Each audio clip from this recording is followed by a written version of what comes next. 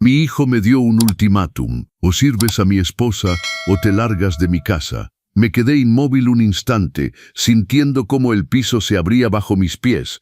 Luego simplemente sonreí, tomé mi maleta y me fui en silencio. Una semana después, 18 llamadas perdidas. ¿Conocen ese momento cuando miran a alguien que cargaron en brazos, cuidaron durante las noches de fiebre, a quien le enseñaron a dar sus primeros pasos y ya no reconocen nada? Exactamente eso sentí cuando mi hijo Miguel me miró a los ojos y dijo esas palabras. Pero déjenme regresar un poco atrás. Ese martes había comenzado como tantos otros. Me desperté a las 6 de la mañana. Preparé café de olla recién hecho, pan tostado con mantequilla, huevos revueltos con queso Oaxaca derretido. La casa olía a comida de verdad. ¿Saben? Ese aroma que hace bajar corriendo a cualquiera a la cocina. Estaba sazonando el relleno para los chiles del almuerzo.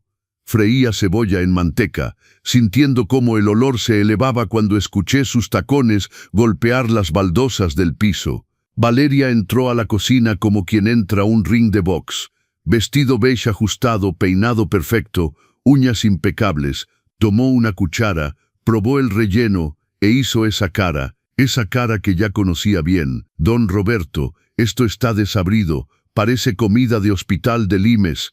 Aventó la cuchara al fregadero con un ruido metálico. No puede hacer algo decente.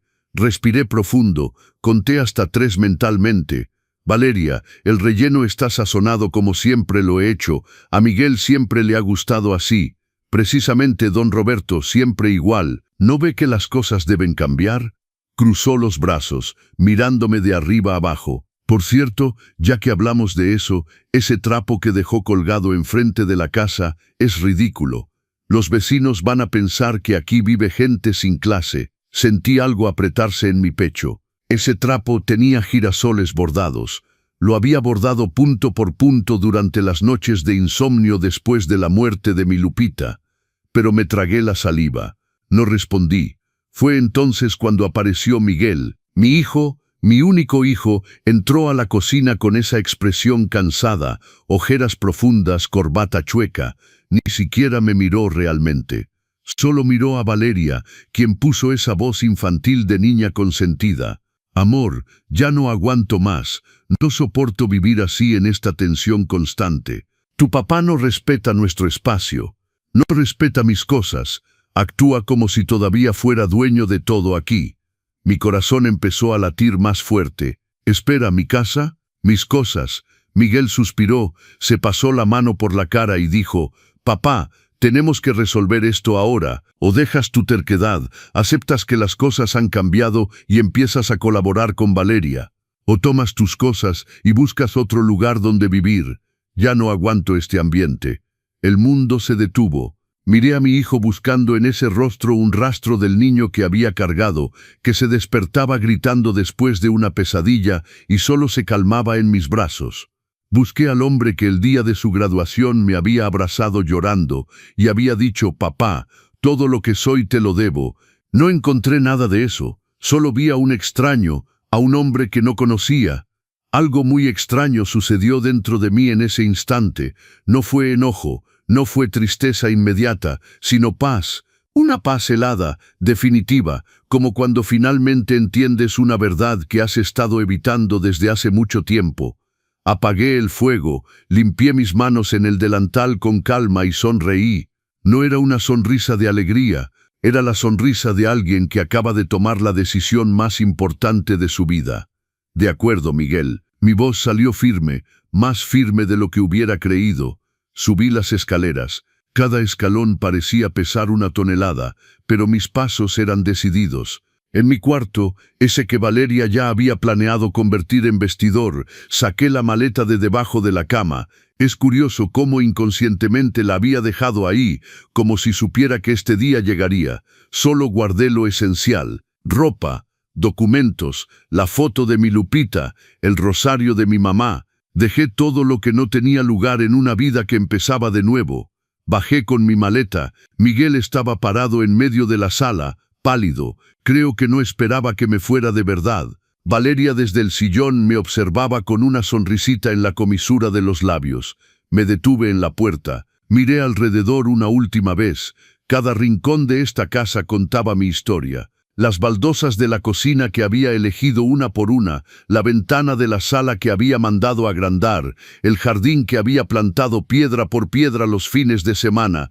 Miré a Miguel y por primera vez en 67 años no sentí esa necesidad dolorosa de proteger a mi hijo de todo. Solo sentí lástima por él.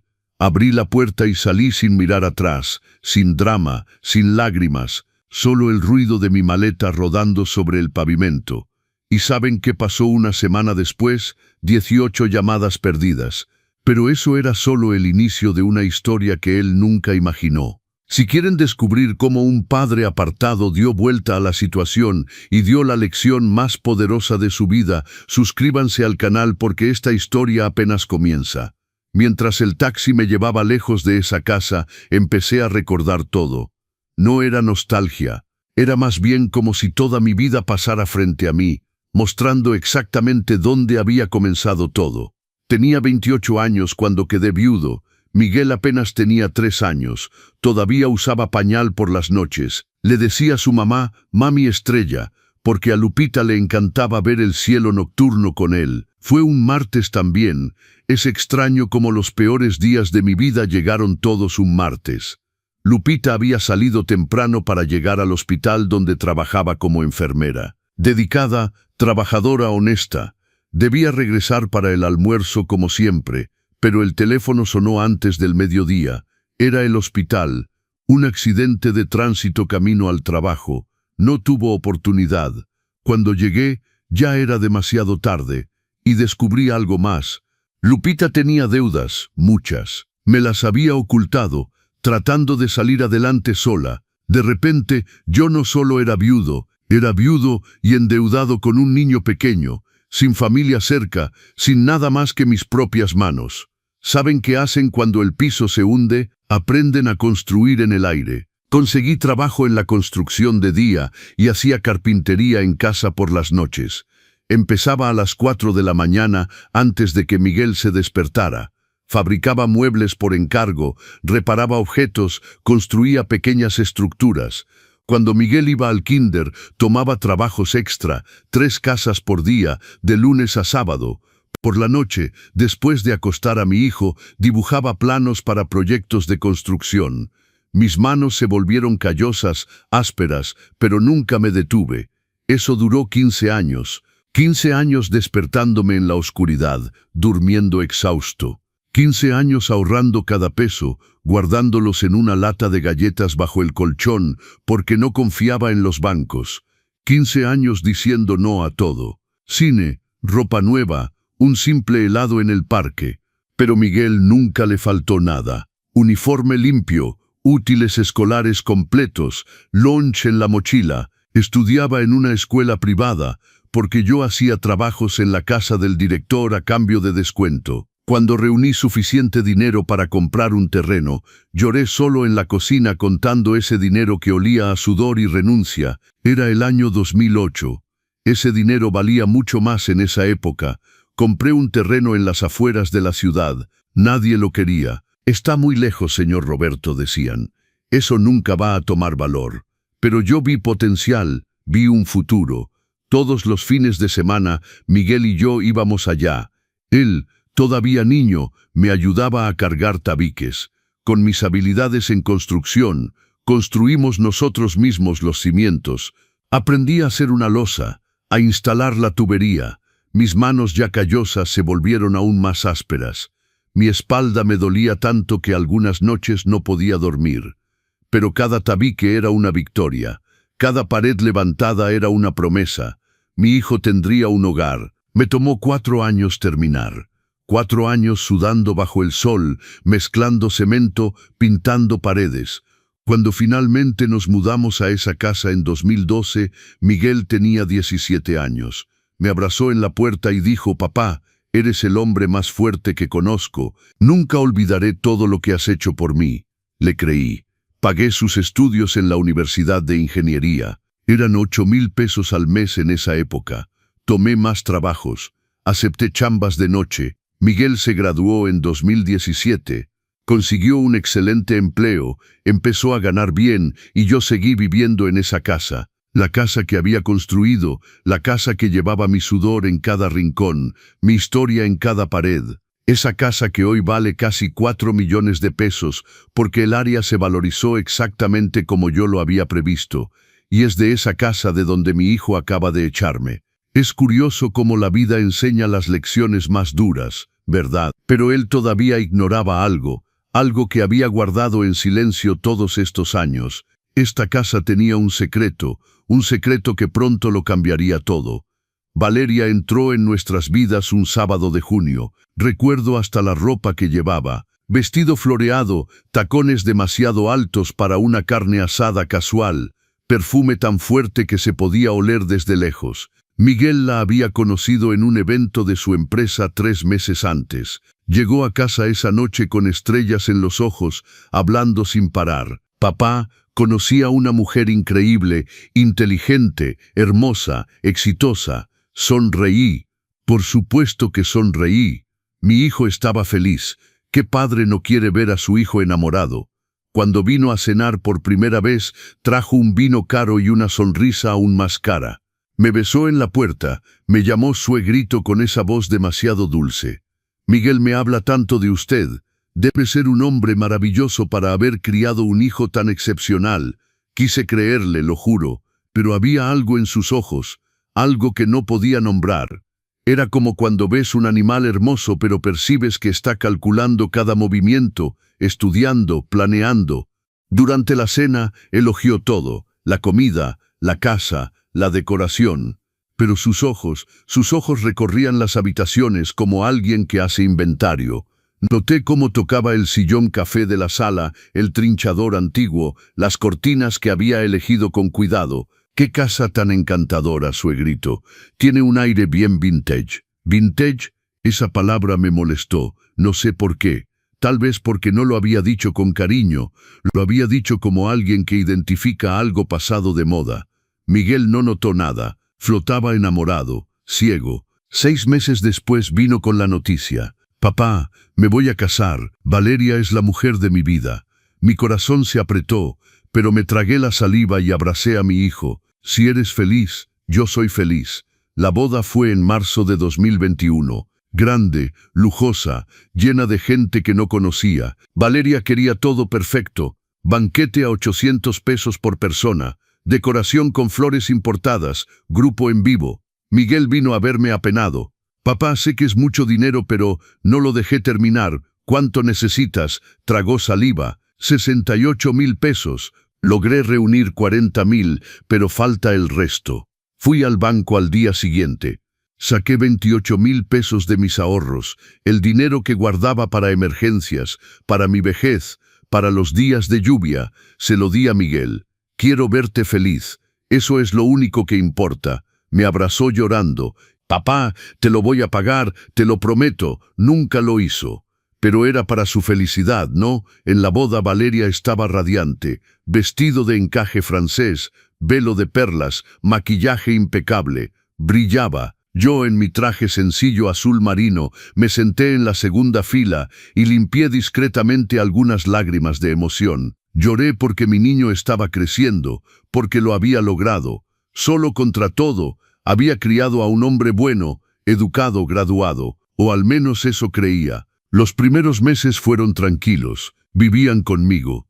Después de todo, la casa tenía 3 recámaras, mucho espacio. Valeria era educada, ayudaba en las tareas del hogar, hacía cumplidos. Pensé, tal vez la juzgué mal, tal vez es realmente una buena persona. Pero entonces lentamente las cosas empezaron a cambiar. Primero fueron comentarios sutiles. Suegrito, ¿no cree que este mantel está un poco viejo? Podría renovarlo, ¿no? O estas plantas en el patio hacen todo tan amontonado. Luego vinieron las sugerencias. Miguel, amor, debemos modernizar esta casa. Todo está tan anticuado. Tus clientes vienen aquí a veces. Debemos dar una mejor imagen. Sentí cada palabra como un pequeño corte, invisible pero doloroso. Y luego un domingo por la mañana escuché. Estaban en su cuarto, puerta entreabierta. La voz de Valeria sonaba irritada. Miguel, Esta casa parece un museo de pobres, muebles viejos, decoración de los 80, ese sillón horrible. ¿Cómo pudiste vivir así? Me quedé congelado en el pasillo. Sostenía la canasta de ropa limpia, todavía caliente, recién sacada del tendedero. Miguel rió suavemente, apenado. Ay, amor, a mi papá le gustan estas cosas viejas. Tienen valor sentimental. El valor sentimental no paga las cuentas ni impresiona a nadie. Sentí mi pecho apretarse, pero no dije nada. Continué hacia mi cuarto, cerré la puerta y me senté en la cama. Miré alrededor. Cada objeto aquí tenía una historia, pero para ella solo era basura vieja. Fue entonces cuando entendí que Valeria no había entrado en nuestras vidas por amor. Había entrado por ambición, y esto era solo el principio. La transformación de la casa comenzó 2 meses después de esa conversación, pero no fue brutal. Fue como un veneno lento que mata poco a poco sin que te des cuenta. Primero fue el sillón, ese sillón café que había comprado en 2013, pagado en 12 meses sin intereses. Recordaba el día que llegó. Miguel me había ayudado a desempacarlo. Lo instalamos juntos en la sala. Está padrísimo, papá. Combina perfecto. Un sábado común, regresé del mercado y simplemente ya no estaba. En su lugar, un sillón blanco, minimalista, moderno, incómodo. Parecía un sillón de consultorio médico, no de casa. ¿Dónde está el sillón? Mi voz salió temblorosa.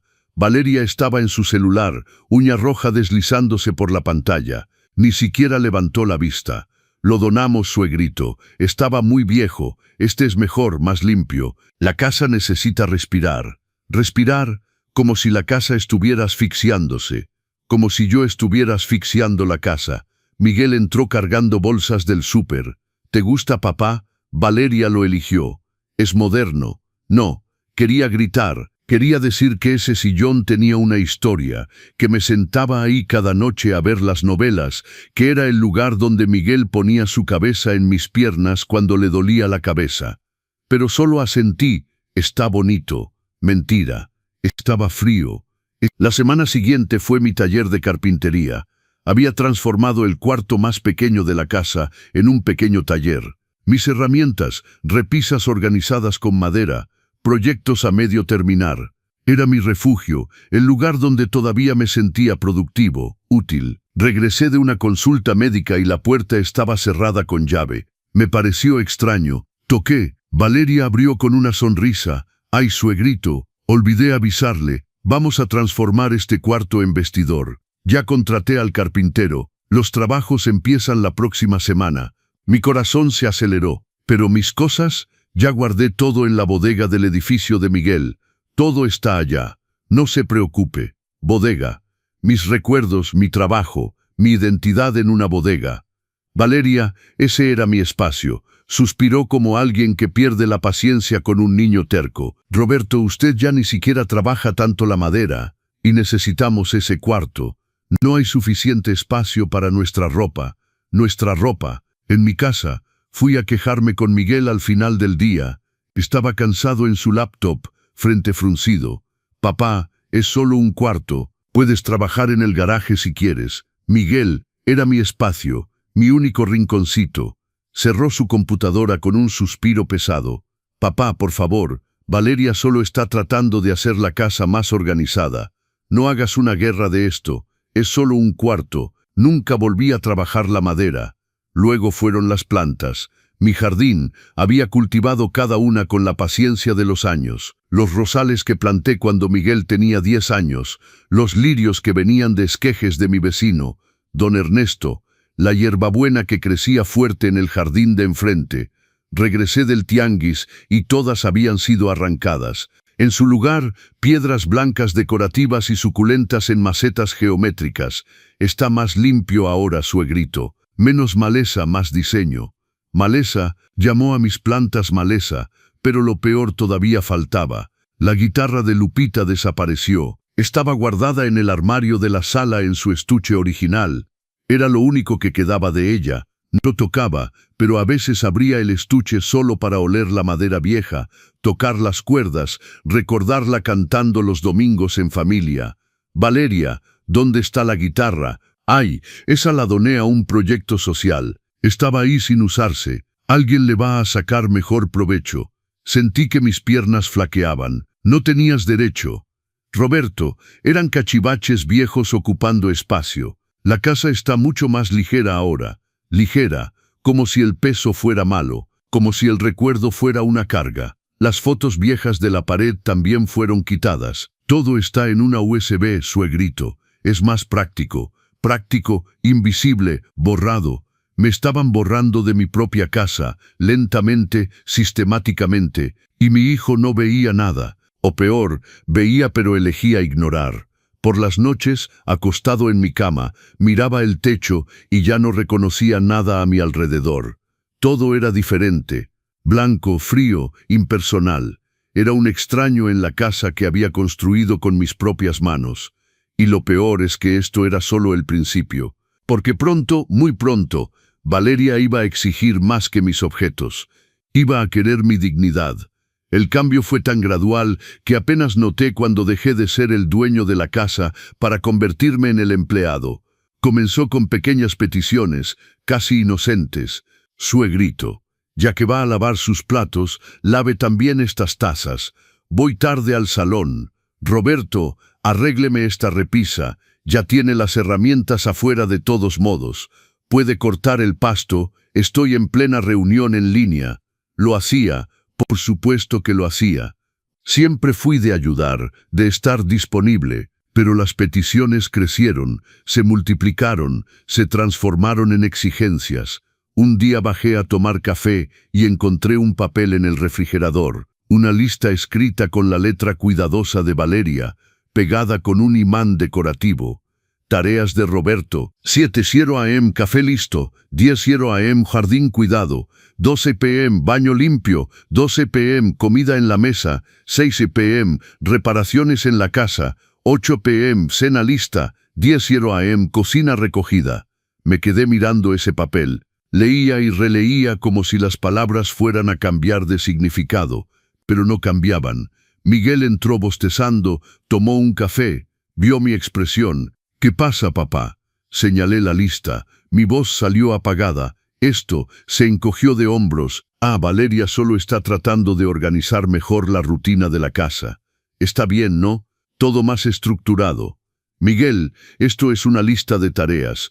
Como si yo fuera ¿qué? Papá, me miró con impaciencia. Vives aquí, ¿no? Todos ayudan en las tareas. Es justo. Esa palabra resonó en mi cabeza todo el día. Justo. Y como siempre había hecho, me tragué la saliva y obedecí, porque no quería conflictos, porque tenía miedo de perder a mi hijo, porque en el fondo una parte de mí todavía creía que esto era temporal, pero no lo era. Las semanas pasaron y la lista se alargó. Lavar el carro, regar las nuevas plantas, limpiar las ventanas, arreglar las cositas. Yo que había construido esa casa tabique por tabique, ahora limpiaba el baño en horario fijo. Lo peor llegó un sábado por la noche. Valeria decidió organizar una cena con sus amigas. 5 mujeres llenas de perfumes caros, uñas hechas, risas fuertes. Se sentaron en la sala, en el sillón blanco que yo odiaba. Y Valeria me llamó: Roberto, tráeles vino a las niñas. Tomé la botella del refrigerador, serví a cada una. Ni siquiera me miraron. Hablaban de viajes a Cancún, de spas, de botox. Roberto, se acabaron las botanas. Haz más, por favor. Regresé a la cocina. Preparé más tostadas con paté. Cuando las llevé, una de las amigas dijo en voz alta: Valeria, qué suerte tienes de tener un mayordomo así, siempre disponible. ¿Mayordomo? Me llamó mayordomo. Valeria rió. Sí, me ahorra mucho trabajo. Sentí mi cara arder, pero no dije nada. Regresé a la cocina. Apoyé mis manos en el fregadero. Respiré profundo. Cuando se fueron, casi era medianoche. La sala era un caos. Copas vacías, servilletas arrugadas, migajas por todos lados. Me fui a dormir. Me desperté temprano el domingo. El fregadero estaba lleno de platos sucios. Una nota en la barra. Pensé que le gustaba tener todo limpio. Besos. Lavé todo. Cada copa, cada plato, las manos temblando de coraje contenido. Miguel apareció a media mañana. Papá, ¿Dónde está mi comida? Tengo hambre. Miré a mi hijo que había criado, alimentado, cargado. Ahora me reclamaba la comida como se le reclama a un mesero. Ya casi está lista. No tarda. Eso espero. Salgo con Valeria a las 2. No tardes. Ni siquiera un por favor, ni siquiera un gracias. Esa noche preparé mi plato y fui a comer a la cocina. Me senté en el banquito cerca de la estufa, solo. Escuchaba sus risas en la sala mientras veían una película. Ya no era bienvenido en la mesa. Ya no era parte de la familia. Solo era el hombre que cocinaba, limpiaba y desaparecía. Me fui a dormir temprano. Cerré la puerta de mi cuarto con llave. Me senté al borde de la cama y por primera vez en 40 años dejé que las lágrimas cayeran. Lloré en silencio porque si hubiera hecho ruido, tal vez me habrían pedido que parara, como si hasta mi dolor los molestara. Y mientras lloraba, una pregunta martillaba en mi cabeza: ¿cómo dejé que las cosas llegaran tan lejos? Pero la respuesta ya la sabía. Dejé que pasara porque amaba, porque tenía miedo de perder, porque creí que el amor de un padre significaba aceptar todo, excepto que hay cosas que ningún amor debería aceptar. Y estaba cerca, muy cerca de descubrir mi límite.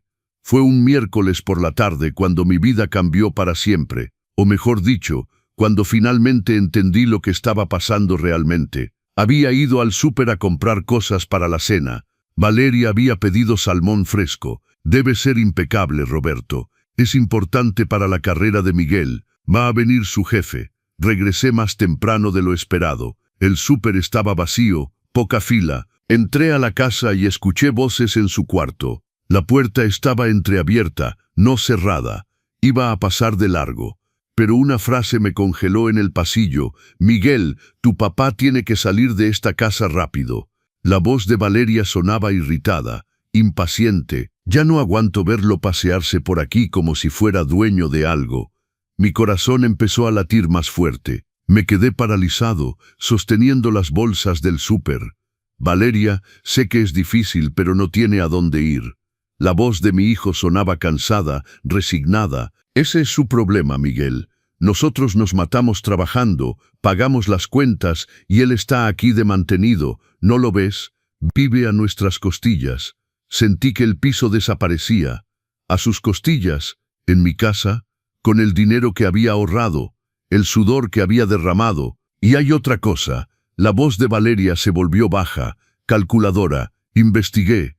Esta casa está solo a su nombre. Tú, su hijo que ha vivido aquí toda tu vida, no tienes nada, absolutamente nada. Silencio, un silencio pesado. ¿Y entonces?, preguntó Miguel sin convicción. ¿Y entonces que si se muere mañana o decide donarla a alguna iglesia de fanáticos, no tendrás nada? No tendremos nada. Me quedé helado. Tienes que conseguir un poder notarial, convencerlo de firmar. Luego transferimos la propiedad a tu nombre y listo. Ahí sí podemos hacer lo que queramos. Vender, rentar, remodelar de verdad. Valeria, eso es pesado. Lo que es pesado es que vivamos a su merced. Mira el tamaño de esta casa, Miguel. Vale casi 4 millones de pesos y está ahí desperdiciada con decoración de pobre. Podríamos ser ricos. Otro silencio. Y después de conseguir la transferencia, la voz de Miguel salió débil. Estaba considerando la cosa. Mi hijo realmente estaba considerando. Pues le buscamos un lugarcito, un departamentito barato, que se las arregle. Tiene pensión, ¿no? No tiene. Pues si no tiene, es su problema. Debió haberlo pensado antes de ser tan estorboso. Mis piernas empezaron a temblar. Me apoyé contra la pared para no caer. Las bolsas se resbalaron de mis dedos, pero logré atraparlas antes de hacer ruido. No sé, Valeria. Miguel titubeó, pero titubeó, no dijo que no. No dijo nunca, solo titubeó. Piénsalo bien, mi amor. Con ese dinero compramos un departamento en el centro, moderno. Triplicamos nuestro nivel de vida. Y él ya vivió. Ya tuvo su turno. Ahora es nuestro turno. No esperé a escuchar más. Bajé las escaleras despacio, como flotando. Puse las bolsas en la cocina, manos temblorosas, corazón palpitante. Subí a mi cuarto, cerré la puerta y me senté en la cama, respiré profundo, una vez, 2 veces, 3 veces, y entonces algo extraño pasó. La tristeza que esperaba sentir no llegó. El dolor no llegó. Lo que llegó fue claridad, fría, cristalina, definitiva. Había sido ingenuo, tonto. Había creído que el amor familiar era incondicional, que la sangre significaba lealtad. Me había anulado, disminuido, aceptando humillación tras humillación porque no quería crear problemas. Y ahora descubría que no era solo falta de respeto. Era un plan, una estafa. Querían quitarme todo y tirarme como basura. Tomé mi celular, busqué en los contactos un nombre que no había visto en meses. Licenciado Ramón Solís, mi amigo desde la época de la preparatoria, abogado retirado, una de las pocas personas en quien realmente confiaba. Envié un mensaje: Ramón, necesito tu ayuda urgente. ¿Puedes recibirme mañana? La respuesta llegó en segundos. Claro, viejo. En mi despacho. ¿Todo bien? Ahora sí va a estar bien. Esa noche preparé la cena como siempre. Salmón a la plancha, arroz al azafrán, verduras al vapor. Puse la mesa, serví al jefe de Miguel, sonreí. Fui educado. Valeria me miraba con superioridad. Miguel evitaba mi mirada. Pero yo estaba tranquilo. Por primera vez en meses estaba absolutamente tranquilo, porque ahora yo también tenía un plan, y a diferencia del de ellos, mi plan tenía algo que el de ellos no tenía: la justicia. A la mañana siguiente me desperté a las 6 como siempre, pero esta vez era diferente. Había dormido profundo por primera vez en semanas, la mente clara, decisión tomada. Fui al despacho del licenciado Solís a las 10 en punto. Me recibió con un café cargado, y esa mirada de alguien que ha visto muchas cosas en la vida. Le conté todo, cada detalle, cada humillación, la conversación que había escuchado.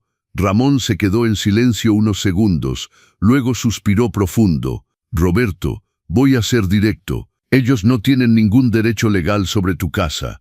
Ninguno. Pero debes protegerte ahora mismo. Abrió un folder. Vamos a hacer 3 cosas hoy mismo. Primero, un testamento blindado. Segundo, una declaración de propiedad exclusiva registrada ante notario. Tercero, vas a sacar copias de toda la prueba de que construiste y mantuviste esa casa solo. Y si intentan obligarme a firmar algo, cualquier documento firmado bajo coacción es nulo. Apretó mi mano. Pero Roberto, ¿estás listo para las consecuencias? Porque cuando te protejas, van a reaccionar. Lo sé. Mi voz salió firme. Y estoy listo. Pasamos 3 horas en ese despacho. Firmé papeles, todo registrado. Cuando salí, llevaba en mi bolsa documentos que protegían mi patrimonio. Y más que eso, Ramón me había ofrecido su cuarto de huéspedes. Cuando lo necesites, solo ven. Regresé a la casa al final de la tarde. La decisión estaba tomada, pero no iba a simplemente irme. Iba a esperar el momento adecuado, el momento en que se mostraran completamente. Ese momento llegó 3 días después. Era domingo. Preparaba la comida, espagueti a la boloñesa, el platillo favorito de Miguel desde niño. La cocina olía a ajo y albahaca. Estaba moviendo la salsa cuando Valeria entró. Probó el relleno que había preparado e hizo esa expresión de asco que ya conocía tan bien. Roberto, esto está horrible, sin sabor. Parece comida para perros. Aventó la cuchara al fregadero con fuerza. Ya de plano no sabe hacer nada bien. Apagué el fuego. Respiré profundo. Valeria, este relleno está sazonado como siempre. Si no te gusta, no lo comas. Abrió los ojos grandes. No estaba acostumbrada a que le respondiera. ¿Cómo? ¿Ahora me contestas? Digo que si no te gusta mi comida, eres libre de cocinar la tuya. Fue entonces cuando Miguel entró. Pelo despeinado, cara de dormido. Valeria corrió hacia él como una niña que va a quejarse. Amor, ¿ves? Tu papá me falta al respeto. Solo hice un comentario y me contestó con insolencia. Miguel me miró, cansado, irritado, harto. Y entonces vino la frase que yo sabía que iba a llegar, la frase que estaba esperando. Papá, ya basta, ya no aguanto más, ya no aguanto esta tensión, este ambiente pesado, que tú causes problemas por todo. Se pasó la mano por la cara. Voy a ser muy claro ahorita. O dejas toda esta terquedad, aceptas que las cosas cambiaron aquí, obedeces las reglas de Valeria y dejas de crear problemas. O tomas tus cosas y buscas otro lugar donde vivir, porque yo ya no aguanto. Decide ahorita. El mundo se quedó en silencio. Miré a mi hijo. Busqué en sus ojos un rastro del niño que había cargado en las noches, del adolescente que lloraba en mi hombro cuando una chava lo rechazaba, del joven que había jurado que nunca me abandonaría. No encontré nada. Solo vi a un hombre que no conocía, a un extraño con la cara de mi hijo, y en ese momento algo se liberó dentro de mí. Sonreí. Una sonrisa pequeña, tranquila. De acuerdo, Miguel. Parpadeó confundido. Valeria también. Creo que esperaban súplicas, desesperación. Limpié mis manos en el trapo, me quité el delantal con calma, lo colgué en el gancho. Voy por mis cosas. Subí las escaleras.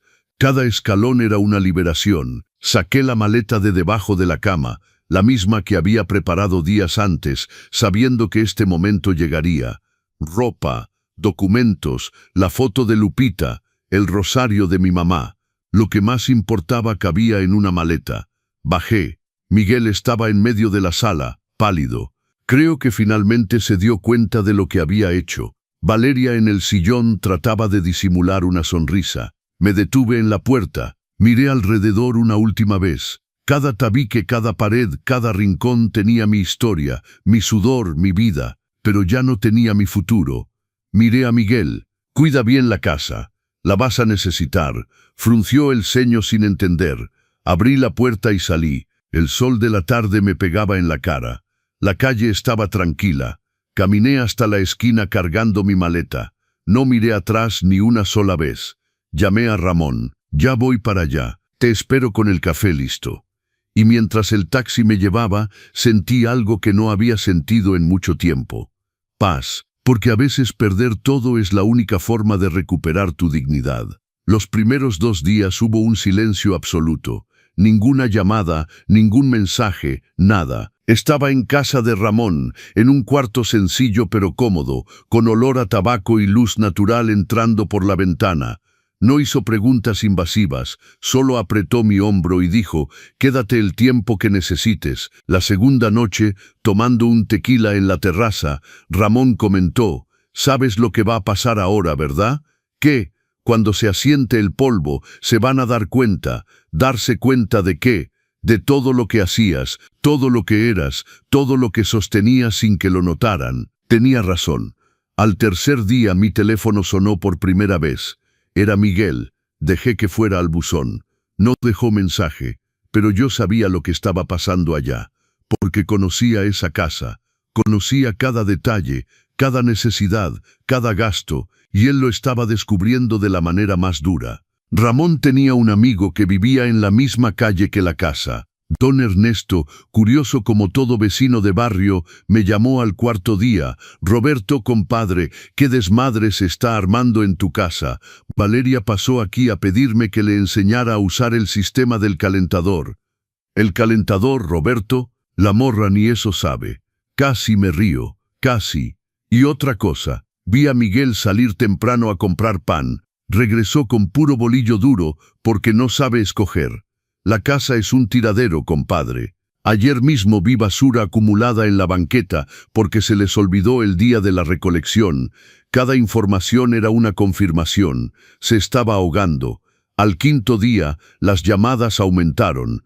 3, 5, 7 llamadas perdidas. El sexto día recibí un mensaje de Miguel. «Papá, necesito hablar contigo, por favor». No respondí. Entonces llegó la primera factura. Don Ernesto me lo contó. «Roberto, ¿puedes creer que la luz le salió en más de 2.500 pesos?»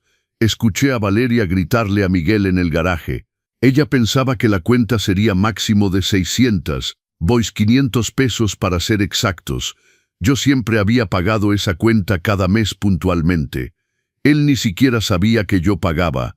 Luego vino el agua, 850 pesos, internet 650, los gastos de la privada de los que nunca supo que existían, porque la casa estaba en un fraccionamiento cerrado, 1.200 pesos. El gas, 450 pesos, solo en servicios básicos, más de 5.600 pesos que yo pagaba solo cada mes sin quejarme. Al séptimo día, don Ernesto llamó riéndose. «Compadre, en el súper ya no le aceptan la tarjeta de crédito a Valeria. Intentó comprar fiado y la rechazaron. La vi regresar con 2 bolsas miserables, carne de segunda, puras cosas corrientes. Y ¿sabes lo peor, compa? Que no sabe cocinar. Quemó el arroz. Roberto, toda la casa olía a quemado. Miguel llegó del trabajo y no había cena lista. Comieron maruchan. El ingeniero trabajando comía sopas instantáneas porque su esposa ni siquiera sabía hacer arroz. Al 8º día, las llamadas se volvieron desesperación. 15 llamadas perdidas en un solo día. Los mensajes empezaron a llegar. «Papá, por favor, contesta, tenemos que hablar. No hagas esto, papá». Pero fue el 9º día cuando todo se derrumbó completamente. Llegó una carta, acuse de recibo, la letra firme y oficial de un abogado. Ramón había enviado una notificación extrajudicial exigiendo que Miguel y Valeria desocuparan la propiedad en 30 días. Después de todo, no tenían ningún derecho legal de estar ahí. Nunca lo tuvieron. Don Ernesto me llamó casi inmediatamente. «Roberto, ¿qué guerra?» Miguel llegó del trabajo, abrió la carta y se puso blanco. «Blanco, compadre». Y Valeria empezó a gritar: «No puede hacer eso. Vivimos aquí. Es inhumano». Y Miguel solo repetía: «Dios mío, ¿qué hice? ¿Qué hice?». Hizo una pausa dramática. «Y hay más. Llegó otra carta del notario. Es cierto, compa. ¿Hiciste un testamento dejando la casa a una asociación de caridad?». «Sí, era verdad. Cada peso, cada tabique, cada metro cuadrado de esa casa que había construido con mis propias manos, iría a una asociación que acogía a personas mayores abandonadas por sus familias». Irónico, ¿no? Valeria está que se la lleva. Habla de demandar, de impugnar. Pero Miguel está acabado, Roberto. Lo vi llorar en el garaje anoche, llorar como niño chiquito. Colgué el teléfono y me quedé mirando el jardín de la casa de Ramón. El sol se ponía, pintando el cielo de naranja y rosa.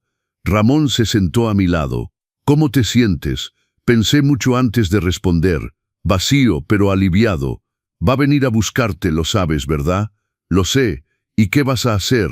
Respiré profundo. «Voy a escucharlo, pero no voy a dar marcha atrás. Porque hay cosas que no tienen vuelta atrás. Palabras que no se pueden deshacer. Decisiones que tienen consecuencias. Y por primera vez en mi vida, no voy a ser yo solo quien las asuma. Les toca a ellos aprender». Al 10º día, la desesperación tocó a la puerta, literalmente. Estaba ayudando a Ramón a acomodar libros cuando sonó el timbre.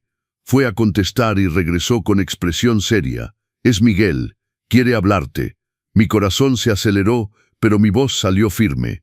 «Dile que se vaya. Roberto está llorando en la puerta». Algo dentro de mí tembló, pero no cedí. «No quiero hablarle, no ahora». Ramón regresó. Escuché voces apagadas. Cuando volvió, traía un sobre arrugado. Dejó una carta. Dijo que va a esperar el tiempo que sea necesario. Miré el sobre. Mis dedos temblaban, pero no lo abrí. No en ese momento. Lo puse en mi buró y traté de continuar el día. Pero por la noche solo en mi cuarto lo abrí. La letra temblorosa, apresurada de mi hijo ocupaba 3 páginas. Manchas que parecían lágrimas borraban algunas palabras. «Papá, lo arruiné todo. Lo sé. No tengo excusas. Fui ciego, egoísta, ingrato. Dejé que Valeria se hiciera cargo de todo, que me controlara. No vi cuánto hacías, cuánto sostenías tú solo. Te saqué de tu propia casa, de la casa que construiste. No merezco ni tu perdón ni tu presencia, pero debes saber, me estoy ahogando sin ti. Y no es por la casa, es por ti, por mi papá. Por favor, dame una oportunidad de arreglar esto». Doblé la carta lentamente, la metí de vuelta en el sobre. Y no lloré porque algunas heridas son demasiado profundas para lágrimas. Al día 12 recibí una llamada de un número desconocido. Casi no contesto, pero algo me hizo apretar el botón verde. «Bueno, señor Roberto», una voz masculina, formal. «Soy el licenciado Antonio Martín, abogado representando a Miguel Durán y Valeria Morales. Me gustaría organizar una reunión para discutir un acuerdo amistoso respecto a la propiedad».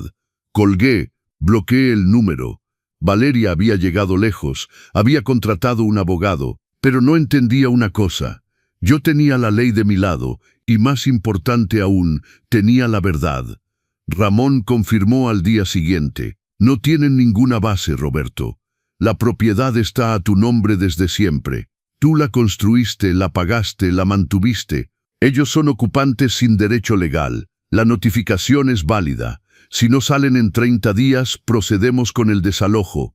Y el testamento está registrado, reconocido e irrevocable. Aunque te murieras mañana, esa casa va para la asociación. No hay vuelta atrás. Esa noche, Ernesto me llamó con más noticias. Roberto, el desmadre está cabrón. Valeria está tratando de vender cosas de la casa. Puso anuncio para la tele, el refri, hasta la lavadora, pero llegó un actuario y selló todo. Le dijo que no puede vender bienes ajenos. Hubieras visto su cara. No pude evitar una sonrisa amarga.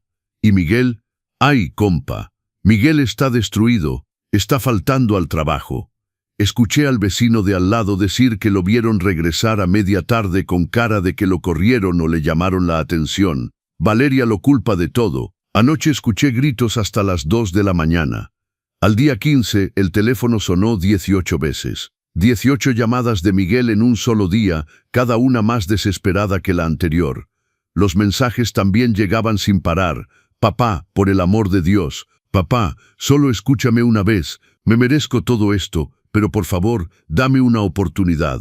Y luego, papá, te amo. Nunca debí dejar que las cosas llegaran hasta aquí. Valeria se fue.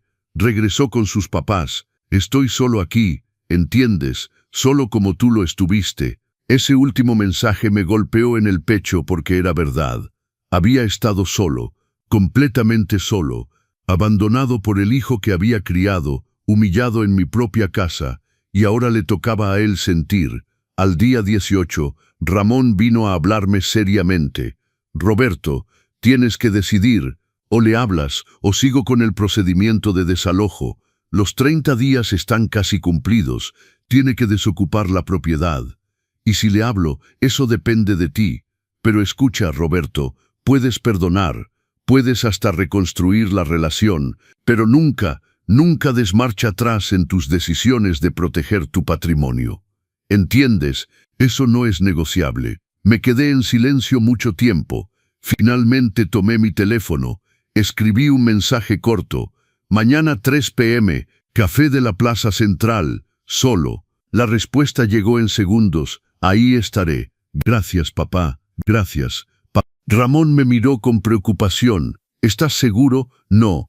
Pero tengo que hacerlo. Tengo que mirarlo a los ojos y decir todo lo que debe ser dicho. Y si te pide que regreses, miré por la ventana. El cielo estaba despejado, sin nubes. Entonces descubrirá que algunas puertas cuando se cierran ya no se abren de la misma forma, porque el perdón no significa olvidar, y reconstruir no significa volver a lo que era antes, significa empezar de cero. Si está listo para eso, solo el tiempo lo dirá. Llegué al café 15 minutos antes de la hora acordada. Elegí una mesa al fondo, cerca de la ventana. Pedí un café americano bien cargado. Mis manos temblaban ligeramente sosteniendo la taza. Ramón había insistido en acompañarme, pero rechacé. Esto era algo que tenía que hacer solo. A las 3 en punto, Miguel entró, y casi no lo reconocí. Mi hijo estaba irreconocible, ojeras profundas, barba sin rasurar, ropa arrugada. Había bajado mucho de peso. La camisa que antes le quedaba ajustada ahora le colgaba de los hombros. Me vio y se detuvo, como reuniendo valor para dar un paso más. Caminó lentamente hacia la mesa, se sentó frente a mí sin decir nada al principio. Solo me miró, y entonces sus ojos se llenaron de lágrimas.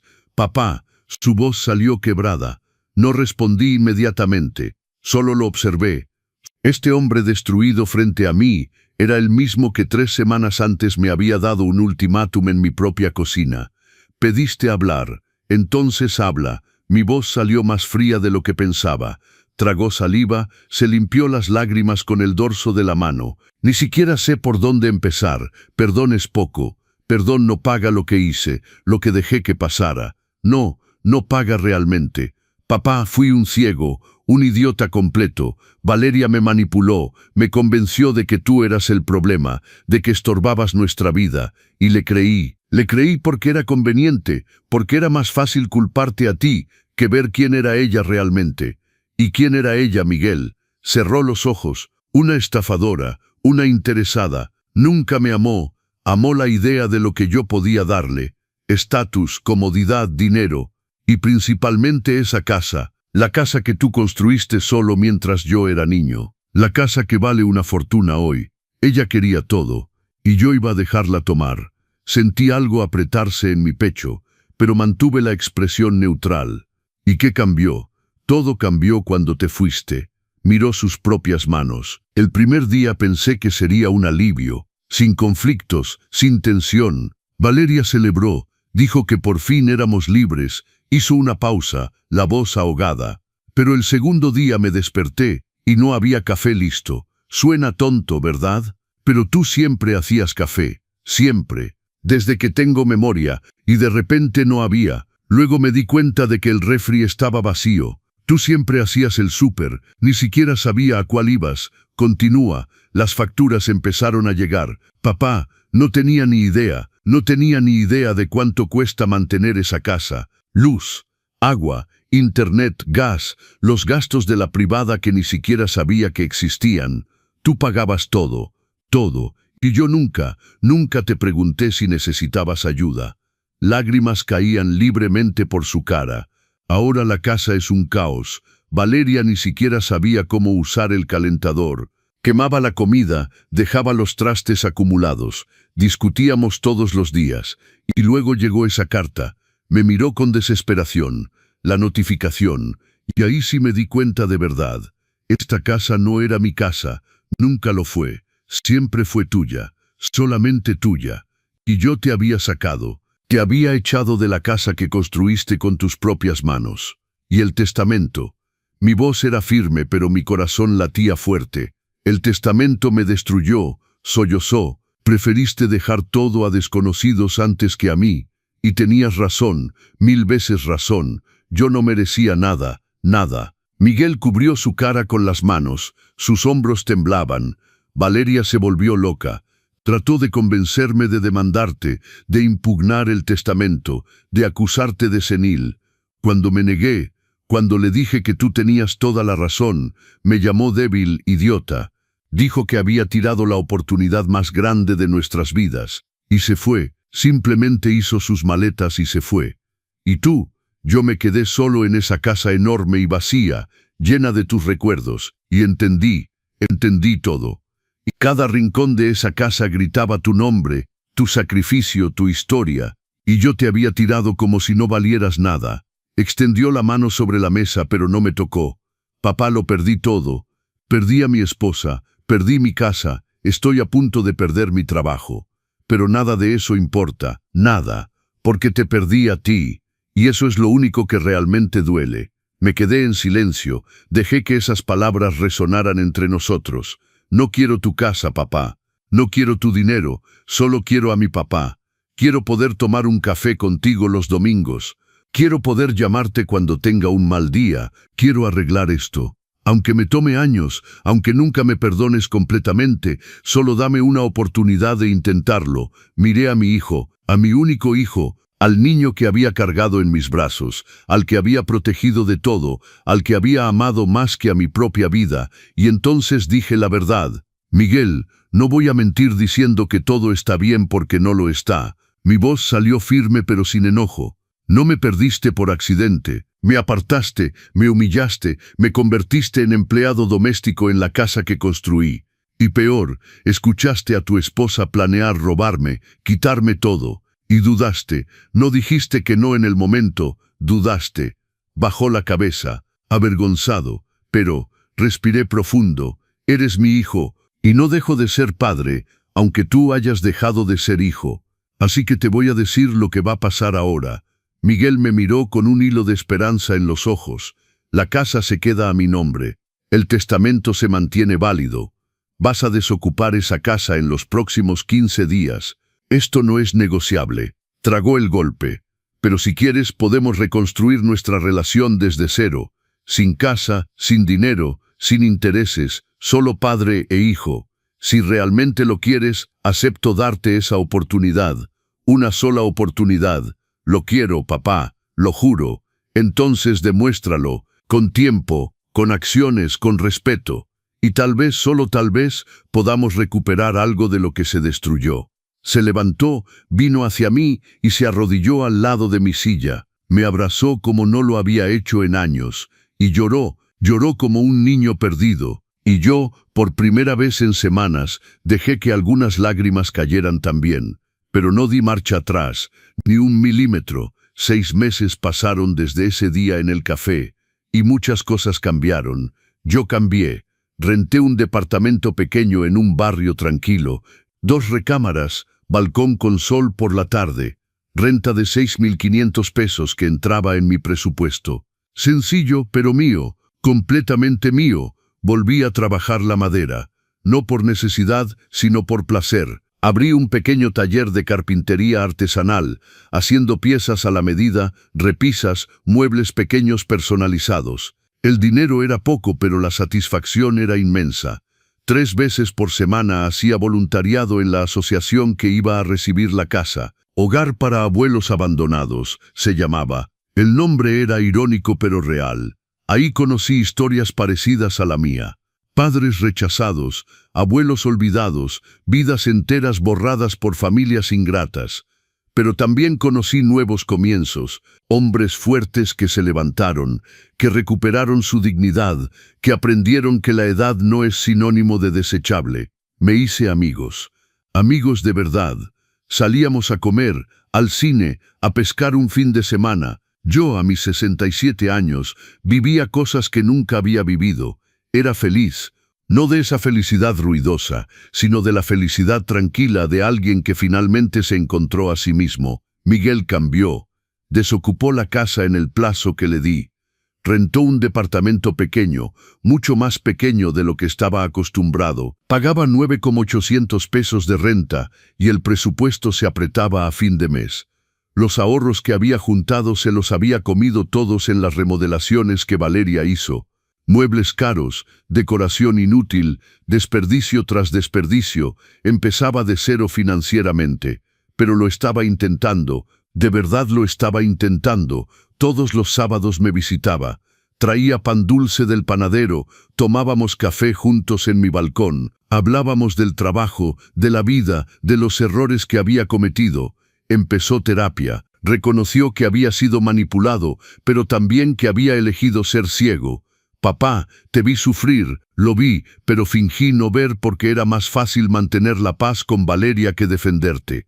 Me da vergüenza, todos los días nuestra relación se reconstruía lentamente, tabique por tabique, como yo había construido esa casa años atrás, pero ahora con una diferencia. Tenía una base sólida. Respeto, límites. Valeria cosechó lo que sembró. Regresó con sus papás. La familia que tanto presumía de su riqueza en realidad estaba ahogada en deudas, apariencias mantenidas con tarjetas de crédito y préstamos. El matrimonio de fachada que había construido se derrumbó. Miguel pidió el divorcio 2 meses después de la separación. Ella intentó pedir pensión alimenticia, pero el juez la rechazó. Matrimonio corto, sin hijos, ambos con capacidad de trabajar. Intentó acercarse a otros hombres con dinero, pero su reputación ya se había regado. La mujer que echó a su suegro de su propia casa. Nadie quería involucrarse. Don Ernesto me contó con ese gusto de chisme que solo un vecino tiene que Valeria estaba trabajando en una boutique en la plaza. Salario mínimo, comisión pequeña.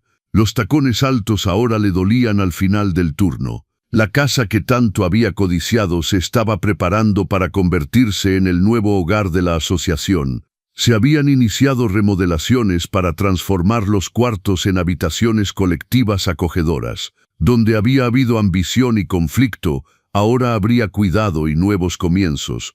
Y el final de esta historia no fue el final de cuentas que la gente espera. No hubo reconciliación dramática con abrazos y promesas eternas. Hubo algo mejor, hubo verdad. Miguel y yo reconstruimos una relación basada en el respeto mutuo.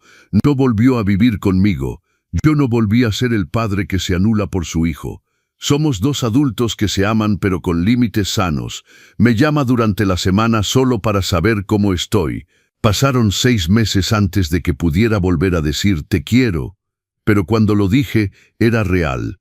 Un domingo por la tarde, mientras tomábamos café en mi balcón, Miguel me miró y dijo: «Papá, gracias». ¿Por qué? Por no perdonarme fácilmente, por enseñarme la lección más dura de mi vida. Necesitaba perderlo todo para entender el valor de lo que tenía. Apreté su mano. «No perdiste todo, Miguel. Me perdiste por un momento. Pero encontraste algo más importante. Encontraste el respeto propio. Aprendiste a no dejarte manipular. Aprendiste que el amor no es conveniencia». Sonrió, una sonrisa triste pero sincera.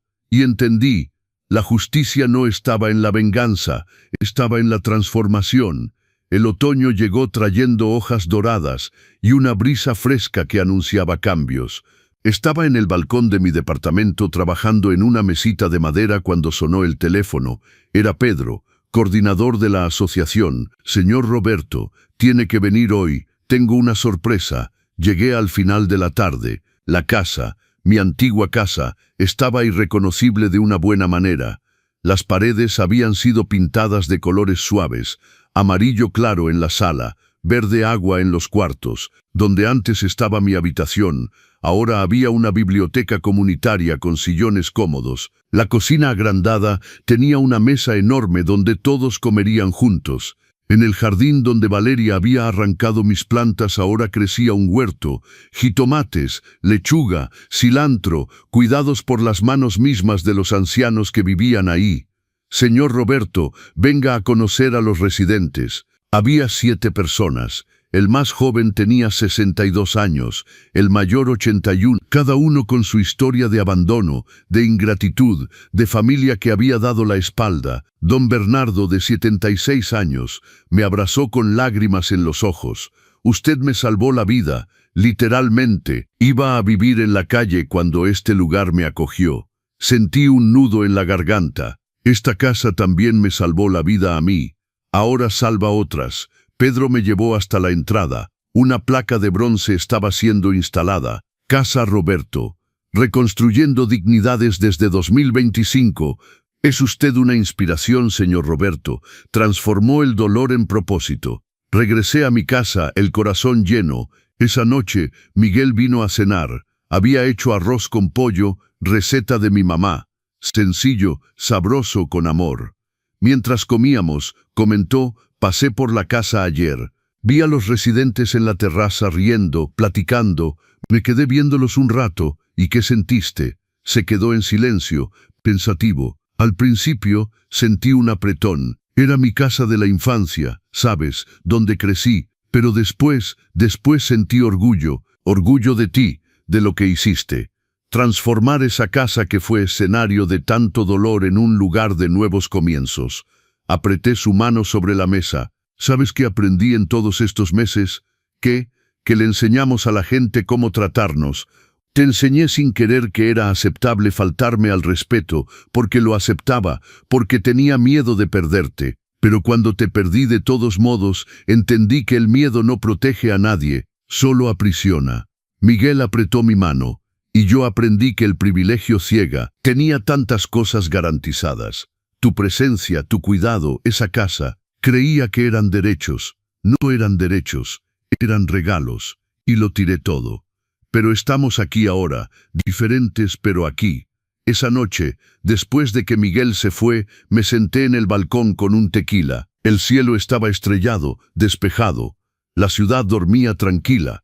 Pensé en todo lo que había atravesado. Viudo a los 28, las noches trabajando, los tabiques levantados con mis propias manos, la humillación que había tragado en silencio, el momento en que decidí, ya basta. Y entendí algo fundamental: la dignidad no se negocia, el amor no puede venir acompañado de falta de respeto. Y a veces la mayor prueba de amor que podemos dar es enseñar límites. 3 semanas después recibí una invitación inesperada. La asociación organizaba un evento de inauguración oficial y querían que hablara. El salón estaba lleno. Voluntarios, donantes, prensa local. y los 7 residentes sentados en primera fila. Cuando me tocó hablar, subí al micrófono con el corazón latiendo. Nunca fui de dar discursos, pero miré a esas personas, cada una sobreviviente de su propia batalla, y las palabras llegaron solas. No vine aquí a contar una historia de venganza, vine a contar una historia de rescate, de mi propio rescate. Hice una pausa, respiré profundo. Durante años creí que ser un buen padre significaba anularme, aceptar todo, perdonar todo, nunca poner límites porque eso sería egoísmo. Pero aprendí de la peor manera posible que eso no es amor, es autodestrucción. Algunas personas en el público asintieron, los ojos húmedos, cuando mi hijo me dio ese ultimátum, cuando me echó de la casa que construí, algo en mí murió, pero algo también nació, el respeto propio. Y ese respeto propio me trajo aquí, transformó el dolor en propósito. Miré a los residentes. Hoy esta casa ya no es el símbolo de mi humillación, es el símbolo de mi liberación, y espero de todo corazón que sea el símbolo de la liberación de cada uno de ustedes también. El público aplaudió. Vi a Miguel al fondo del salón, llorando en silencio. Después del evento, vino hacia mí. No dijo nada, solo me abrazó fuerte, largo, y entendí, el perdón no es olvidar, el perdón es recordar sin que el dolor te paralice, es permitir que quien hizo daño sea una nueva persona, es dar una oportunidad sin renunciar a tu dignidad. Hoy, un año después de todo esto, mi vida es completamente diferente. Vendo mis piezas de madera en una tiendita colaborativa, viajo con mis amigos, tomo clases de yoga para la tercera edad, me río más, vivo más. Miguel rehizo su vida. Conoció a Carmen, una maestra de primaria sencilla, de familia humilde, que lo trata con respeto sincero. Ella me invitó a tomar café antes de salir seriamente con él. Señor Roberto, tengo que conocer al hombre que crió a este hijo, me cayó bien inmediatamente.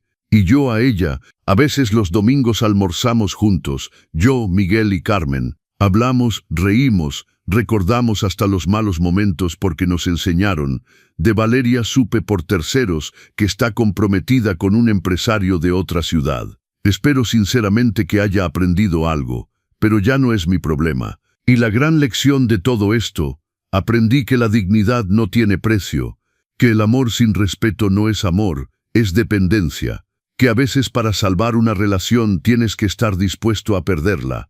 Aprendí que la edad no es sinónimo de desechable, que empezar de nuevo no tiene fecha de vencimiento, que nunca es tarde para elegirse a uno mismo. Perdí mi casa, pero recuperé mi dignidad. ¿Y saben qué? Ningún techo vale más que eso. Hoy cuando apoyo mi cabeza en la almohada, duermo en paz, porque sé que a pesar de todo, me mantuve entero, me respeté, me elegí, y esa, mis amigos, es la victoria más importante de todas. Si esta historia tocó su corazón de alguna manera, dejen en los comentarios desde dónde nos ven. Cuenten si vivieron algo parecido o si conocen a alguien que lo vivió. A veces solo compartir alivia el peso que cargamos solos. Y si creen que la dignidad no tiene edad, que empezar de nuevo siempre es posible, que nunca es tarde para elegirse, dejen su like y suscríbanse al canal Los Consejos del Abuelo. Porque aquí compartimos historias reales de personas reales viviendo batallas reales. Recuerden, le enseñan a la gente cómo tratarlos, y nunca es egoísta elegir su propia dignidad. Nos vemos en la próxima historia, y que siempre se elijan primero ustedes. Pero antes de despedirme, quiero contarles algo más, algo que pasó hace apenas 2 meses y que demuestra que las lecciones de la vida nunca terminan de sorprendernos. Era un sábado por la mañana. Estaba en mi taller lijando una mesa cuando sonó el teléfono. Número desconocido. Bueno, señor Roberto Durán, una voz femenina profesional. Sí, soy yo. Le hablo del registro público de la propiedad. Tenemos un documento que requiere su firma presencial. Podría venir el lunes a las 10. Mi corazón dio un vuelco. ¿De qué se trata? Es sobre la propiedad registrada a su nombre en la Colonia del Valle. Necesitamos actualizar unos datos. Colgué con las manos temblando. Llamé inmediatamente a Ramón. Tranquilo, Roberto. Voy contigo el lunes, pero suena a trámite rutinario. El lunes llegamos temprano. La funcionaria nos recibió con una sonrisa amable y un folder grueso. Señor Durán, su caso es particular. La Asociación Casa Roberto quiere formalizar la donación antes del plazo testamentario para iniciar los trámites de cambio de uso de suelo. Necesitamos que firme estos documentos ante notario. Ramón revisó todo minuciosamente. Está en orden, Roberto. Es el proceso normal. Firmé. Cada firma era un cierre, un capítulo que terminaba. Cuando salimos, el sol pegaba fuerte. Ramón me palmeó el hombro. ¿Cómo te sientes? Libre. Y era verdad. Esa misma tarde Miguel me llamó. Papá, ¿podemos vernos? Necesito contarte algo. Nos vimos en el mismo café donde meses atrás habíamos tenido esa conversación dolorosa. Pero ahora su cara era diferente. Tranquila. Papá, Carmen y yo nos vamos a casar. Sentí una oleada de emoción. Miguel, eso es maravilloso. Y queremos pedirte algo. Tragó saliva. Queremos que seas nuestro padrino de bodas. Sé que no merezco pedirte esto después de todo, pero Carmen insiste. Dice que no hay boda sin tu bendición. Las lágrimas llegaron sin que pudiera evitarlo. Sería un honor. Se levantó y me abrazó. Gracias, papá. Gracias por no haberme dado la espalda cuando más lo merecía. Los padres no dan la espalda, Miguel. Ponen límites. Es diferente. La boda fue hace 3 semanas. Pequeña, íntima, en un jardín con vista a las montañas. Carmen estaba radiante con un vestido sencillo de encaje. Miguel no podía dejar de sonreír. Cuando me pidieron unas palabras durante la ceremonia, me paré frente a todos los invitados, miré a mi hijo y a su nueva esposa, y dije, el amor verdadero no es el que todo lo aguanta, es el que todo lo respeta, no es el que se anula, es el que se fortalece con límites sanos. Miguel aprendió esto de la manera más dura, pero lo aprendió. Y Carmen, tú tienes un hombre que ya sabe el valor de la dignidad, del respeto, del trabajo. Miré a Miguel directamente. Hijo, construye tu matrimonio como yo construí esa casa, con tus propias manos, con esfuerzo, con paciencia, pero sobre todo con respeto mutuo, porque sin respeto, no importa qué tan bonita sea la casa, nunca será un hogar. Hubo lágrimas, muchas lágrimas. Después, durante la fiesta, don Ernesto se me acercó con una cerveza en la mano. Compadre, mira nomás. ¿Quién diría que después de todo ese infierno estarías aquí bailando en la boda de tu hijo? La vida da vueltas, compadre. Oye, ¿y sabes qué pasó con Valeria? ¿Qué? El compromiso se canceló. El tipo descubrió que estaba endeudada hasta el cuello. Tarjetas de crédito todas al tope. Ahora escuché que está trabajando de recepcionista en un hotel. Turno nocturno. No sentí alegría, no sentí venganza, solo sentí nada. Valeria ya no era parte de mi historia. Que le vaya bien, fue todo lo que dije. Fue todo lo que dije. Fue todo. La semana pasada fui a visitar Casa Roberto.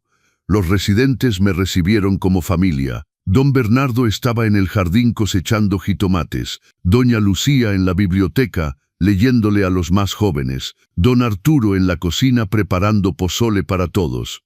Señor Roberto, mire, Pedro me mostró el libro de visitas, ya vienen familias a conocer el proyecto, algunos hijos que se dieron cuenta de lo que hicieron, algunos piden perdón, otros solo quieren ver que sus padres estén bien, y los residentes reciben a sus familias, algunos sí, otros no, cada uno decide sus propios límites.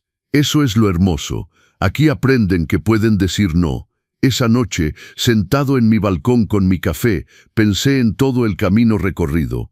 Desde aquel martes cuando Miguel me dio el ultimátum, hasta hoy, habían pasado exactamente 14 meses, 14 meses en los que perdí una casa pero gané dignidad, 14 meses en los que perdí un hijo pero recuperé un hombre, 14 meses en los que perdí una familia tóxica pero construí una comunidad sana.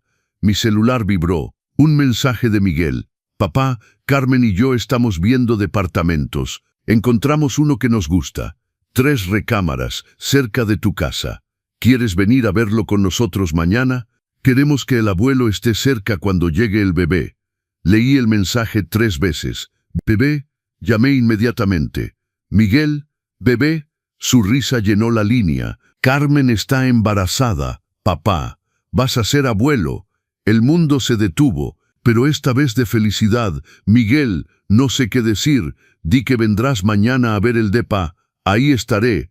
Cuando colgué, me quedé mirando las estrellas, las mismas estrellas que Lupita amaba contemplar, y le hablé en silencio.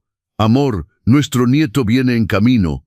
Ojalá estuvieras aquí para verlo, pero descansa tranquila. Esta vez voy a enseñarle bien. Voy a enseñarle sobre dignidad, sobre respeto, sobre límites. Voy a enseñarle que amar no significa anularse, que cuidar no significa permitir, que perdonar no significa olvidar. Una estrella brilló más fuerte, como si Lupita estuviera de acuerdo. Al día siguiente fuimos a ver el departamento. Era perfecto, luminoso, con un cuartito que sería para el bebé, a solo 15 minutos de mi casa. ¿Qué opinas, papá?, preguntó Miguel. Opino que van a ser muy felices aquí. Carmen me abrazó. Señor Roberto, queremos pedirle algo más. Dime, mija, queremos que si es niño, se llame Roberto, como usted. No pude evitar las lágrimas. Sería el honor más grande de mi vida. Hoy, mientras escribo estas últimas líneas, el sol se está poniendo en mi balcón. Tengo 68 años, una vida de trabajo, de sacrificio, de dolor, pero también de aprendizaje. Perdí una casa de 4 millones de pesos, pero gané algo que no tiene precio: mi dignidad, mi paz, mi libertad. Mi nieto nacerá en 5 meses, y cuando tenga edad para entender, le voy a contar esta historia. Le voy a decir que su abuelo aprendió la lección más importante de su vida cuando ya era viejo.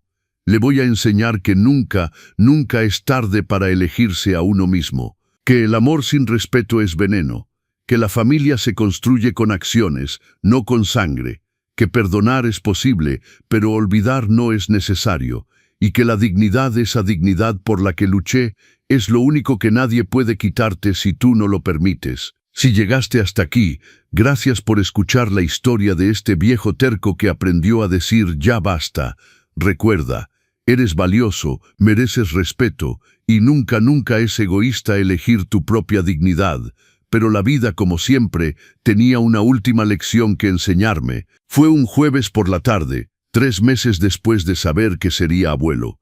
Estaba en el taller terminando una cuna de madera para mi nieto cuando sonó el teléfono. Señor Roberto Durán. Sí, soy yo. Le habla del Hospital General. Su hijo Miguel fue ingresado hace 1 hora. Accidente automovilístico. No es grave, pero está solicitando su presencia. El mundo se detuvo. Voy para allá. Llegué al hospital corriendo. Ramón me había llevado en su carro. Las manos me temblaban mientras preguntaba en recepción. Habitación Trenzo. Subí las escaleras de 2 en 2. Abrí la puerta y ahí estaba Miguel. Vendaje en la cabeza, brazo enyesado, pero consciente. Carmen estaba a su lado, pálida pero entera. Papá. Su voz salió débil. Corrí hacia él, lo abracé con cuidado. ¿Qué pasó, hijo? Un pendejo se pasó el alto. Me dio en el costado. El carro quedó hecho chatarra, pero yo estoy bien. Carmen está bien. El bebé está bien. Las lágrimas salieron sin control. Gracias a Dios, gracias a Dios. Me senté a su lado. Carmen me apretó la mano. Señor Roberto, Miguel no dejaba de repetir su nombre. Lo primero que dijo cuando despertó fue: llamen a mi papá. Miguel me miró con los ojos húmedos. Papá, cuando sentí el golpe, cuando el carro empezó a dar vueltas, solo pensé en una cosa: que podía morir sin haberte dicho cuánto te amo, sin haberte agradecido lo suficiente por darme otra oportunidad. Hijo, no papá, déjame decirlo, llevo meses queriendo decírtelo bien. Tú me salvaste. Cuando me echaste, cuando pusiste esos límites, me salvaste de convertirme en un hombre horrible. Me salvaste de perderme para siempre. Limpió sus lágrimas con la mano buena. Hoy pude haber perdido todo, mi vida, mi esposa, mi hijo que viene en camino, y me di cuenta de que nada de eso estaría aquí si tú no hubieras tenido el valor de decir ya basta. Si hubieras seguido aguantando, si me hubieras perdonado fácil, yo seguiría siendo ese hombre ciego, manipulable, sin dignidad. Apreté su mano. Miguel, no tienes que... Papá, perdóname. No por lo que pasó hace 1 año. Eso ya lo hablamos. Perdóname por los años antes de eso. por todas las veces que di tu amor por sentado, por todas las veces que no te pregunté cómo estabas, por todas las veces que no vi tu sacrificio. Carmen salió discretamente, dejándonos solos. Papá, cuando nace mi hijo, quiero ser la mitad del padre que tú fuiste, la mitad del hombre que eres, y quiero que mi hijo crezca conociendo a su abuelo, al hombre más fuerte, más digno, más valiente que conozco. No pude hablar, solo lloré. Lloré por todo el dolor pasado, por todo el amor presente, por todo el futuro que ahora sí podíamos construir juntos. Te amo, hijo, siempre te he amado, incluso cuando tuve que alejarme. Lo sé, papá, ahora lo sé. Esa noche, mientras Miguel dormía por los analgésicos, Carmen y yo nos sentamos en la sala de espera del hospital. Señor Roberto, necesito decirle algo. Dime, mija. Cuando conocí a Miguel, me contó toda la historia, todo. La casa, Valeria, el ultimátum, todo. ¿Y sabe qué pensé? ¿Qué pensé? Este hombre tuvo un padre extraordinario que le enseñó la lección más importante de su vida. Porque, señor Roberto, Miguel no sería el hombre que es hoy si usted no hubiera tenido el valor de poner límites. Agarró mi mano. Yo crecí viendo a mi mamá aguantar maltratos de mi papá por años. Ella nunca puso límites, nunca dijo ya basta. Y cuando finalmente se fue, ya era demasiado tarde. Estaba rota. Usted se fue a tiempo. Se eligió a usted mismo a tiempo. Sus ojos brillaban. Y por eso Miguel aprendió. Por eso yo tengo un esposo que me respeta, que me valora, que sabe que el amor viene con dignidad. Gracias por eso. Me abrazó y lloró. Y yo también. Miguel estuvo 3 días en el hospital. Cada día iba a visitarlo. Llevaba comida casada, caldo de pollo, arroz, frijoles. Nos sentábamos a platicar de todo y nada. Del bebé, de la cuna que estaba tallando, de sus planes para el futuro. Papá, Carmen y yo hemos estado hablando. ¿De qué? Queremos que vivas con nosotros cuando nazca el bebé. Mi corazón se aceleró. Miguel, espera, déjame explicar. No como antes. No como en aquella casa donde las cosas estaban mal. Esto sería diferente. El departamento tiene 3 recámaras. Una para nosotros, una para el bebé y una para ti. Con tu propia llave, tu propio espacio. Vendrías y te irías cuando quisieras. Sin horarios, sin exigencias, sin listas de tareas. Carmen agregó, señor Roberto, necesitamos su ayuda con el bebé, es cierto. Pero más que eso, queremos que nuestro hijo crezca viendo a su abuelo todos los días, viendo cómo se respeta a un anciano, viendo lo que es dignidad. No soy anciano todavía, sonreí. Perdón, señor, viendo lo que es la dignidad de un hombre mayor. Carmen se rió. Déjenme pensarlo, pero en el fondo ya sabía la respuesta. Una semana después, Ramón y yo estábamos tomando café en su terraza. ¿Vas a ir a vivir con ellos?, preguntó directo como siempre. Creo que sí, seguro. Recuerda todo lo que pasaste. Ramón, no es lo mismo. Esta vez voy invitado, respetado, con límites claros, y si en algún momento siento que las cosas se ponen mal, me voy, sin culpa, sin miedo. Asintió. Entonces ve, pero prométeme algo, que nunca más vas a olvidar tu valor, que nunca más vas a aceptar falta de respeto, que tus límites se quedan firmes, pase lo que pase. Te lo prometo, hermano. Nos abrazamos, y mi cuarto de huéspedes siempre estará disponible por si lo necesitas. Me mudé con Miguel y Carmen 2 semanas después, pero no toqué mi departamento. Lo mantuve, pagando la renta. Era mi red de seguridad, mi plan B, mi recordatorio de que siempre podía elegirme a mí mismo. Los primeros meses fueron hermosos. Carmen estaba en los últimos meses de embarazo. Yo ayudaba en lo que podía. Cocinaba algunas comidas, acompañaba a Carmen a sus citas médicas cuando Miguel trabajaba. Terminaba de armar el cuarto del bebé. Pero la diferencia era abismal con la experiencia anterior. Miguel llegaba del trabajo y preguntaba, «Papá, ¿ya comiste? ¿Necesitas algo?» Carmen ponía la mesa e insistía, «Señor Roberto, usted se sienta, ya hizo suficiente hoy». Cuando cocinaba, era porque quería, no porque tuviera que hacerlo. Cuando ayudaba, era porque ofrecía, no porque me exigieran. Y cuando necesitaba espacio, cerraba la puerta de mi cuarto y nadie molestaba. Una noche, mientras cenábamos los tres, Carmen comentó: «Señor Roberto, ayer vino una amiga a visitarme. Cuando le conté que usted vive con nosotros, puso una cara rara. ¿Qué dijo? Dijo: «Tu suegro vive contigo». «Ay, amiga, qué sacrificio». Y le respondí: «No es sacrificio, es bendición». Miguel agarró mi mano sobre la mesa. «Es la verdad, papá. Eres bendición. El bebé nació un martes. Sí, otro martes. Pero esta vez fue el mejor martes de mi vida». Roberto Jr., 3.2 kilos. Cabello negro, ojos enormes, pulmones potentes. Cuando la enfermera me lo puso en brazos por primera vez, sentí que el círculo se cerraba. Ahí estaba yo, a mis 68 años, cargando a mi nieto, el hijo de mi hijo, la continuación de nuestra historia. «Mira, Robertito», le susurré, «tu abuelo te va a enseñar muchas cosas. Te va a enseñar a trabajar la madera, te va a enseñar a ser fuerte, pero sobre todo te va a enseñar a nunca olvidar tu valor». Miguel estaba a mi lado llorando. «Gracias, papá, por todo, por no haberme dado la espalda, por haberme enseñado la lección que necesitaba, por estar aquí. Siempre voy a estar aquí, hijo, pero ahora en mis términos, con dignidad».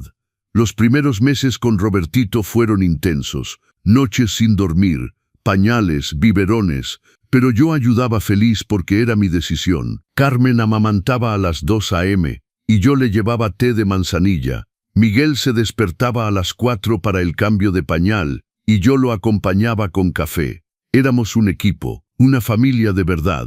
Un domingo, Miguel me pidió hablar a solas. «Papá, tengo que confesarte algo». Mi corazón se aceleró. «¿Qué pasa?»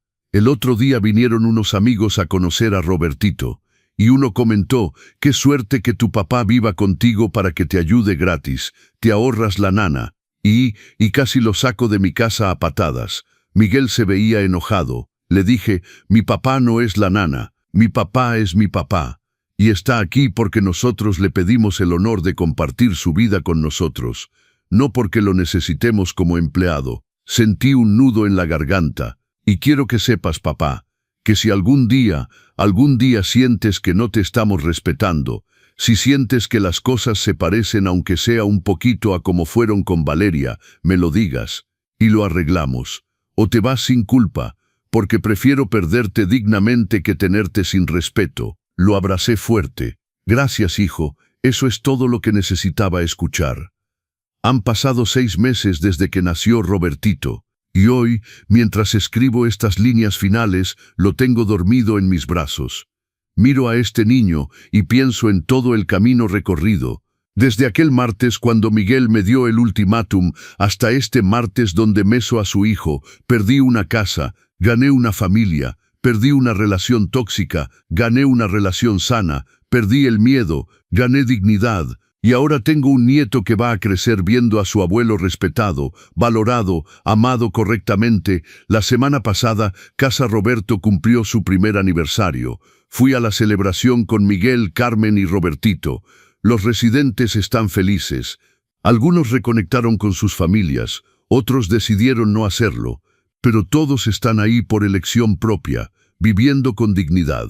Don Bernardo me abrazó. «Señor Roberto, usted nos salvó a todos, y se salvó a usted mismo. Nos salvamos mutuamente, don Bernardo». Mientras caminábamos por el jardín donde antes estaban mis plantas, donde ahora crecen verduras frescas, Miguel comentó: «Papá, esta casa tiene más vida ahora que nunca, porque ahora está llena de segundas oportunidades». Esa noche, de regreso en el departamento, acosté a Robertito en su cuna. La cuna que había tallado con mis propias manos, las mismas manos que construyeron una casa, las mismas manos que pusieron límites, las mismas manos que ahora mecen a mi nieto. Carmen entró al cuarto. «Señor Roberto, muchas gracias por todo lo que hace».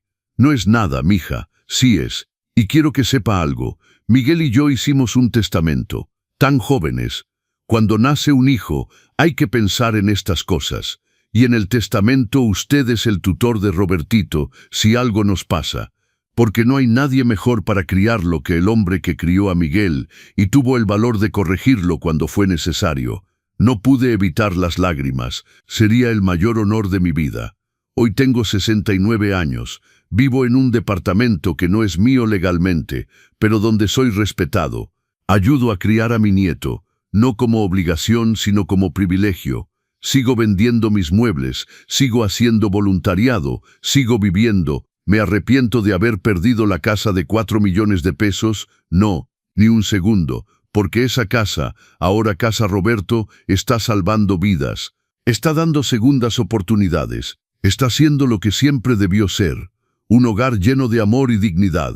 Y yo tengo algo mejor que una casa lujosa. Tengo respeto, tengo paz, tengo una familia que me valora, tengo un hijo que aprendió la lección más importante de su vida, tengo una nuera que me ve como bendición, no como carga, y tengo un nieto que va a crecer sabiendo que su abuelo es un hombre digno, fuerte, valiente. Si después de leer esta historia completa te preguntas qué hacer con tu propia situación, déjame decirte algo, no importa tu edad, no importa cuánto tiempo has aguantado, no importa cuánto miedo tengas de estar solo, nunca es tarde para decir ya basta, nunca es tarde para elegirte a ti mismo, nunca es tarde para poner límites. El amor que no viene con respeto no es amor, es dependencia, es toxicidad. Y tú mereces más, siempre mereciste más. Hoy mientras veo a Robertito dormir, mientras escucho a Miguel y Carmen reír en la sala, mientras siento esta paz que no había sentido en años, sé que tomé la decisión correcta. Perdí una casa, gané mi vida de vuelta, y eso, mis amigos, no tiene precio. Gracias por acompañarme en esta historia, gracias por leer hasta el final. Recuerden, ustedes le enseñan a la gente cómo tratarlos, y nunca, nunca es egoísta elegir su propia dignidad. Nos vemos en la próxima historia del canal Los Consejos del Abuelo. Que siempre se elijan primero, que siempre se respeten, que nunca olviden su valor. Y si esta historia los tocó, si los hizo reflexionar, si les dio fuerzas para hacer ese cambio que necesitan, déjenlo en los comentarios.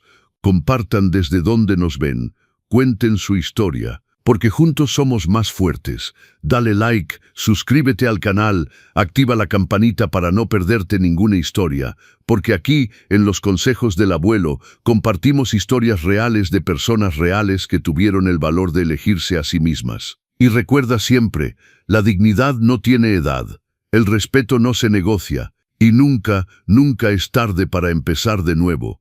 Hasta la próxima historia, amigos, y que Dios los bendiga.